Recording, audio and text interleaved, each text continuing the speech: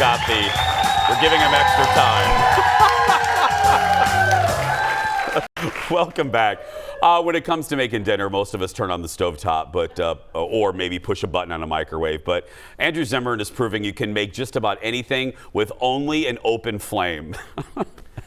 It's no jokes. Season 3 of his show, Wild Game Kitchen, just launched on the Outdoor Channel. Look at this. The pork and pineapple, spicy and acidic and really sweet. It's like spreading the best pineapple jam on whole hog you've ever had. And the reason that both of these sides go with this is that you need something to cut the richness of the pork. These are simply vehicles to eat more pig. That's all it is. Well, he's currently sitting next to one of his favorite open flames. Welcome back to the show. You waited all week. I was going to go there. Welcome back, Andrew Zimmern, everybody.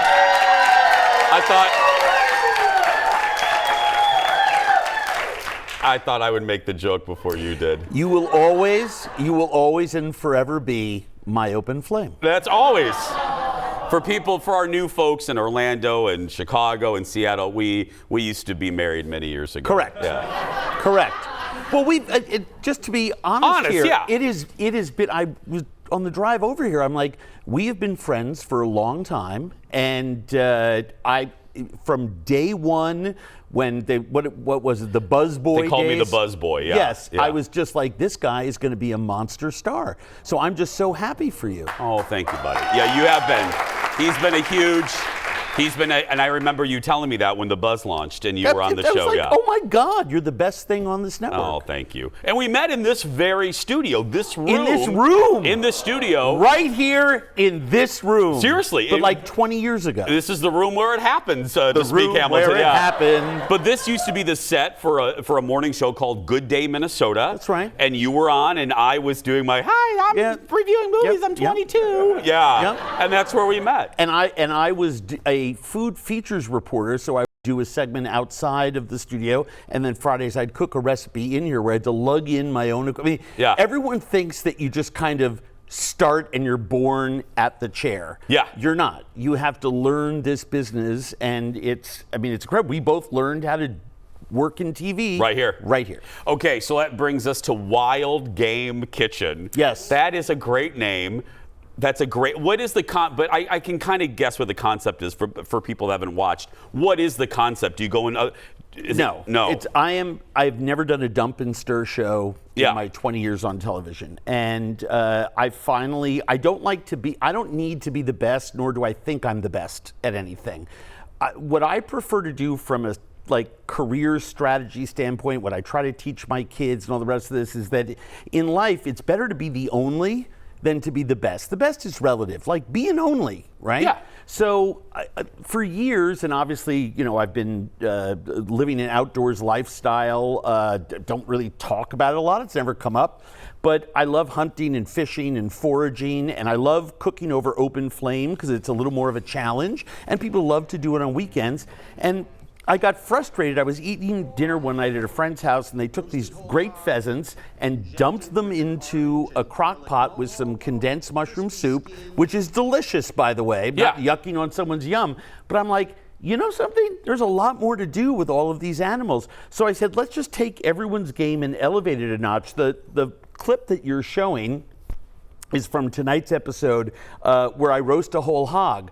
Now, whether you roast a whole hog or just roast a leg or just make pork chops on the grill, you can make this incredible sauce with grilled pineapple and my homemade coleslaw recipe, and I think I do some cornbread or something like that with it. And it's very simple. And the crucial thing for me is that every recipe we do, although we do it outdoors on a grill, open fire, lots of cool toys, and with wild animals, anyone can do with anything from the supermarket. So we don't immediately, throw everyone out of the kitchen because, hey, if you don't have a wild turkey, this won't work. It's like, get a chicken. Yeah. Get a. And you don't have to hunt it yourself because, I'm not going out to hunt a chicken. Of course not. You know what I mean? I'm not. This was not built for that. No. You know what I mean? No. I'm not. You were built for other things. I'm built for other things. I'm not going after a chicken. Correct. You know. And it's become one of the favorite shows of mine that I've ever Really? done. Well, yeah, because it's kind of going back to OG food. Like we talked before about lugging my own pans. I take my grills, I run up to the set, I sit there, we cook, we have a great team, wonderful culinary support, but it's just me. Okay. So I love making this show. When I hear, And we make it right here in Minnesota. Do you? With a Minnesota production company that I'm proud. Okay, but when I hear game, you know what I hear? Gamey. Yes. And I'm just Everyone saying. does. Everyone does. How can I get over that? Is it the spices? Is it No. the cooking? Is it? It's neither. It's a holdover from when we were all younger and people didn't understand how to process meat in the field, or in fact were improperly storing it. The greatest joy is when I make something that most people think of as being gamey. Yesterday we were shooting essentially season 4, another product Outdoor Channel, same premise, and you'll hear more about that later. I shouldn't even have said that, but we're family.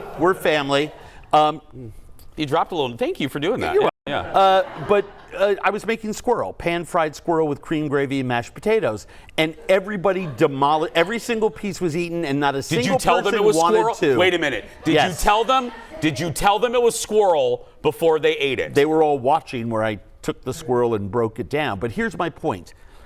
People say, oh, venison is gamey. No, it's not. It's gamey if you leave the fat on. If you don't, treat it properly, clean it quickly in the field and get it into a refrigerator, etc. Fish, here's the problem with fish in Minnesota. And I'm sure a lot of people can relate to this. They're all like, oh, I really don't like fish. Well, that's because Grandpa would let the fish sit in the fridge for 3 days, keep eating off of it, and then on day 4, froze it, and then defrosted it and made you eat it, and it tasted a little fishy. Well, yeah, fish isn't supposed to sit there for 4 days in the fridge, and I've encountered more of that. I would just assume eat wild game than beef any day of the year. I'm talking about hoofed animals, any day of the week. And we just did some chucker partridge and pheasant and wild turkey, and it's better than supermarket chicken. Okay, we got to take a break. I have more squirrel questions. Yep. B, I don't know what a chucker partridge is. It sounds slightly illegal. It's a bird. Andrew, stick around. Plus, he's really making a difference with the great program you got to hear about. More with Andrew when we come back. Be sure to check out his show on the Outdoor Channel, Wild Game Kitchen. Head to OutdoorChannel.com for more. Back after this. Squirrel.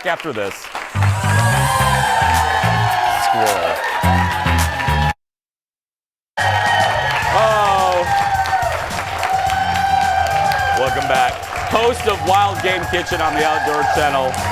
Andrew's here. You're giving me crap in the break there. What? I know. You're not happy about our entrance hallway to our studio. No, there is and I have the same thing at my office. I know you do. I have my hall of fame where it's pictures of me with and Sarah Jessica Parker. I get it. She's the love of your life, and she's one of the world's great big stars. Yeah. Right? Yeah. But some of the people up there, I don't know who they are, and I know I'm pretty culturally significant? No, adept at pointing out, oh, that's that person, that's that person. Well, we have taken a photo in that break, and I've sent somebody. Also, we've been together 20 years. We have been. I mean, what? That photo will be printed and framed by the time you leave. What do you have to do to get on the wall? To get on the wall. I'm on the wall at Katz's Deli, for gosh sakes. You are. I can't get on the wall. I did see you. We were there one night, and I would go, oh, it's Andrew. You sent it to me, like I did. I'm not that long ago. No, not that long ago. Okay, really quick, because Yes. I want to get to the program, but I just really got to represent all of us that are worried about the squirrel. First of all, where does the meat? Does it come from like the squirrel butt? Where does there's not that animal doesn't look plentiful. It does. One is they're pretty fat ones. Brown squirrel more than gray squirrel. Mostly we have gray squirrel here, but brown and reds down in Tennessee, Kentucky, the Virginias are bigger and have more meat on them. But even a gray squirrel is enough meat for one person. It's the rear haunches, the saddle, which has the tenderloins, and the forelegs. I mean, it's perfect for one. Okay. Perfect. Will you all? I'm going to make you fried squirrel and bring you some, and Please. it will change your life. I'm serious. I want. Yeah, Change we'll your do life. it. Will you? We'll stop having for a minute to talk about something serious. The UN Sure. food program. Sure. Talk about it. The United Nations World Food Program is the largest humanitarian aid organization on planet Earth.